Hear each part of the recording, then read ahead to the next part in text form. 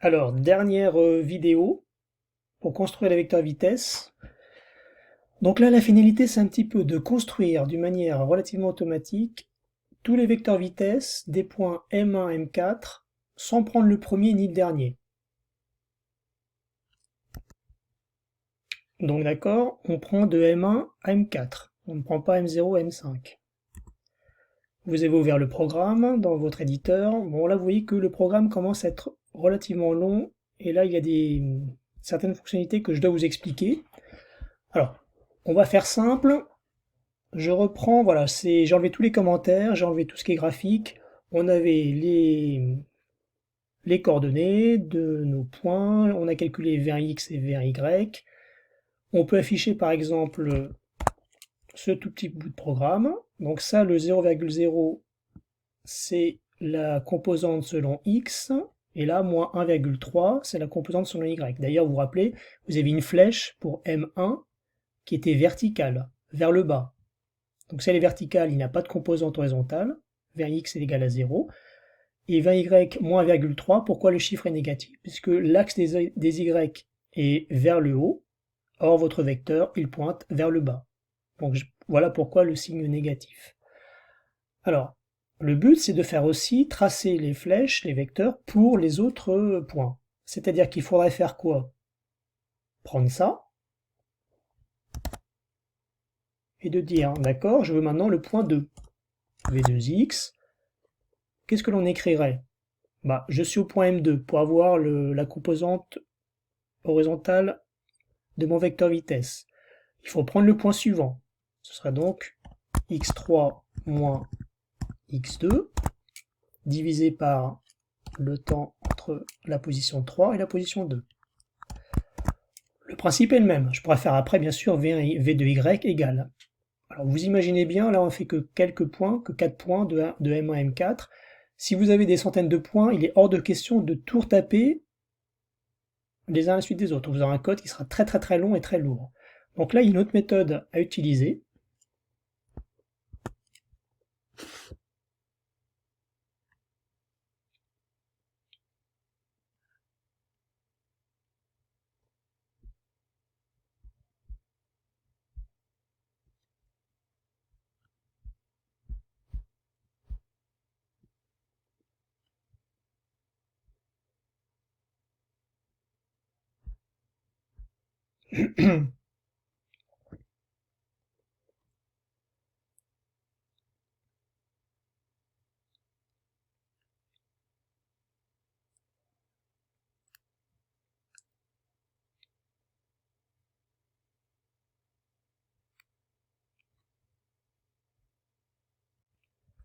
Je suis revenu au code et je m'intéresse à cette ligne ici.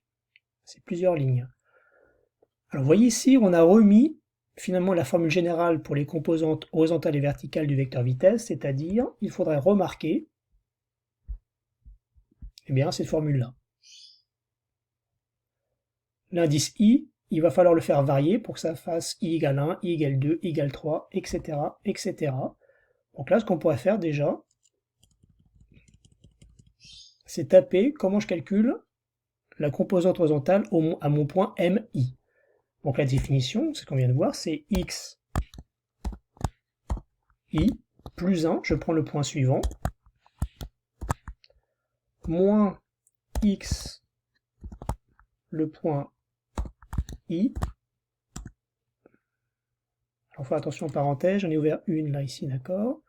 Je divise par t i plus 1.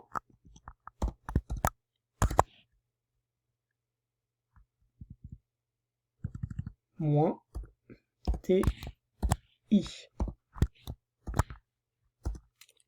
Voilà, donc là, on est d'accord, pour avoir la composante selon l'axe horizontal, je soustrais les abscisses du point suivant moins le point I où je suis, où je traçais mon vecteur vitesse, divisé par la soustraction des temps. Je pense que vous êtes capable de compléter vous-même cette ligne-là. Mettez sur pause, essayez de le taper. Donc voilà le résultat, simplement on a mis des y à la place des x. Par contre là, le temps, les différences de temps sont les mêmes. Alors on va essayer de comprendre maintenant comment calculer les composantes aux différents points. Alors à quoi sert cette instruction for i in range? Bon, je reprends une feuille un peu de travail. Et bien si je tape for i, c'est l'indice, in range, entre parenthèses, alors on va essayer déjà un exemple, je mets 0,10. Alors là vous êtes obligé de mettre 2 points, appuyez sur entrée et automatiquement vous voyez qu'il a mis des espaces, donc il ne faut pas faire ça. Vous devez absolument 2 points, entrée, il attend des instructions à ce niveau-là. Et là par exemple je vais taper print i. J'exécute. Alors regardez le résultat, bon là finalement là ça ne sert à rien pour l'instant. I d'abord il vaut 0, 1, 2, jusqu'à, tiens c'est bizarre, jusqu'à 9. Donc on lui a dit à i, l'indice, d'abord tu as la valeur 0, ensuite 1, etc. jusqu'à 10 non compris. Donc finalement quand vous mettez les deux valeurs ici, l'intervalle, range c'est l'intervalle, eh bien il vous balaie des valeurs numériques de 0 jusqu'à 9, comprises ou 10 non comprises. Donc ça c'est la notion de boucle. On boucle finalement 10 fois, de 0 à 9. Et quand vous avez à 10, en fait, vous sortez de la boucle, et quand on sort de la boucle, on revient au début de la ligne.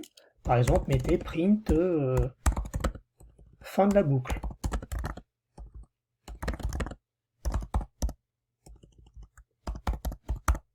Je lance. Pareil, il compte fin de la boucle, il est sorti de la boucle, il a fait ça. On peut marquer par exemple print je suis dans la boucle. Alors qu'est-ce qui va se passer? Voilà, 0, je suis dans la boucle, 1, je suis dans la boucle, donc il fait ça finalement 10 fois, de 0 à 9 ça fait 10, et à la fin, on est sorti de la boucle. Donc je reviens là, parce que finalement, la partie intéressante, la partie physique, c'est là que ça se passe, hein. Le reste c'est du code informatique. Il met des trucs un peu bizarres, 1,n de x moins 1. Alors on va essayer de comprendre ça. Si par exemple, regardez si j'avais mis ici, alors guillemets, guillemets ça veut dire c'est du texte, hein, il répète bêtement ce qu'il y a dans les guillemets. Si je mets ça, donc print m, i. Il met m0, m1, etc. jusqu'à m9. Si par exemple ici je m'amuse à mettre 7, qu'est-ce qu'il va faire? M0 jusqu'à M6. Donc il ne prend pas la dernière valeur numérique, il s'arrête juste avant, donc 6. Donc je rappelle, moi je veux, dans mon TP, je veux tracer de M1 à M4. On est d'accord? Je ne prends pas M0, je ne prends pas M5. Je ne prends pas celui-là ni celui-là. Je reviens là, comment lui faire dire je veux prendre de M1 à M4? Il faudrait lui dire, je ne pars pas de 0, je pars de 1. Déjà, regardons le résultat. Voilà, je pars bien de 1. M1 jusqu'à M6, là. Moi, je veux, on a dit, M4. Qu'est-ce qu'on doit mettre comme chiffre? On doit mettre, bien sûr, 5. Voilà, donc là, je balaie mes points M1, M2, M3, M4. Donc ça, c'est le piège classique, hein, au début, on se va voir avec ça. Toujours dans le programme, je reviens, pourquoi est-ce qu'il m'indique len x-1? Alors ça, on l'a vu un petit peu dans le tuto, dans une autre vidéo. Imaginez que vous n'avez aucun accès, vous ne savez pas combien vous avez de valeurs numériques. Donc ça arrive hein, quand on utilise le logiciel de pointage, vous pointez, vous ne comptez pas le nombre de positions. Vous avez envie que l'ordinateur sache lui-même comment calculer le nombre d'éléments dans ma liste. Alors je rappelle, par exemple, si vous faites ça, print la longueur, length, de qui? De mon tableau X. Alors que ce soit X, Y ou T, il y a toujours le même nombre d'éléments. C'est assez logique. Hein. Alors j'oublie pas de fermer les deux parenthèses, voilà. Ça pour l'instant, je ne veux pas que ça s'affiche. Ça va plutôt me gêner. Voilà, donc je me dis simplement print length X. Ça me donne quoi? Ça me donne 6. Donc j'ai bien 1, 2, 3, 4, 5, 6 éléments. Logique. Vous vous rappelez, moi je veux aller de M1 à M 4. Il faut s'arrêter à 4. Alors, ici, je vais décocher. Comment je peux faire? Si je mets len x moins 1, logique, qu'est-ce qu'il va m'indiquer? Le nombre d'éléments moins 1. J'en avais 6, normalement ça doit me donner forcément 5. 5 éléments. D'accord? Maintenant, je reviens là. Ça, à la limite, il m'intéresse. Je le mets là.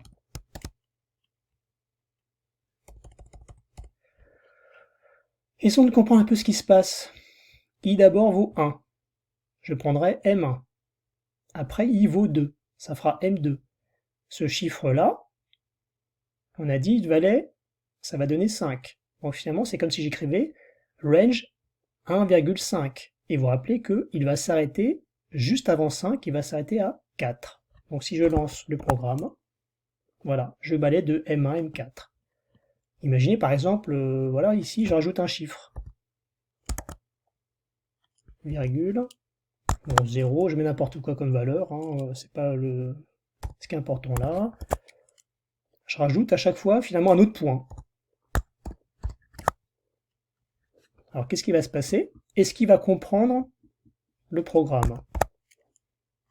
Vous voyez, j'ai fait M1 jusqu'à M5. C'est-à-dire qu'en fait, il a toujours évité de prendre le premier point. Bah oui, j'ai commencé à 1. Il n'a pas pris le dernier point, parce qu'il en reste 7 en tout. Il s'est arrêté à 5. Donc je reviens à mon programme. Finalement, ici, dans cette boucle-là, il calcule tous les vecteurs vitesse de mes points, sauf le premier et le dernier. Dernière instruction importante, on voit qu'il est écrit append avec un Vx, c'est un tableau, une liste vide, Vx et Vy, des listes vides avec append avec les calculs des vecteurs vitesse des composantes. Alors, qu'est-ce que ça veut dire? J'ai fait une liste vide, vous voyez par exemple les composantes x, si j'écris Vx, ça je l'enlève pour l'instant, je lance. On obtient rien, parce que ma liste est vide. Si maintenant je dis, voilà, je fais un calcul, j'ai trouvé, je veux rajouter dans mon tableau, j'ai trouvé une valeur numérique, il a fait le calcul, l'ordinateur, il a trouvé une vitesse, je mets n'importe quoi, 10. Je fais ça, print Vx, regardons ce que ça fait.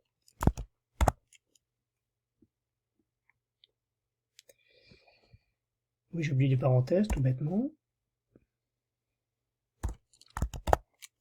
Voilà, il m'écrit, et la valeur 10. Et si vous faites, par exemple, après, vous avez compris, hein, si je fais encore append, je mets, je sais pas, il a trouvé une de valeur 1. Print Vx, je lance. Voilà, je remplis mon tableau au fur et à mesure comme ça par les valeurs calculées.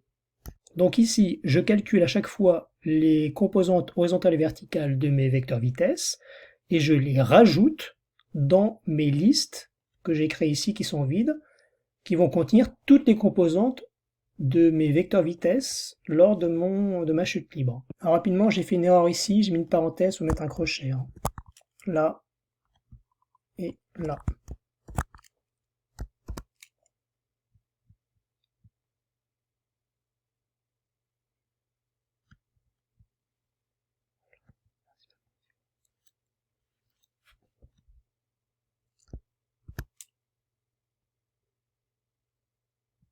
Et donc, à la fin, bon là vous regarderez, c'est pour mettre les origines des vecteurs vitesse, et j'ai rajouté à la fin, comme tout à l'heure, je mets la liste qui contient l'origine des vecteurs vitesse, la liste des vecteurs vitesse, leurs composantes, on lance le programme,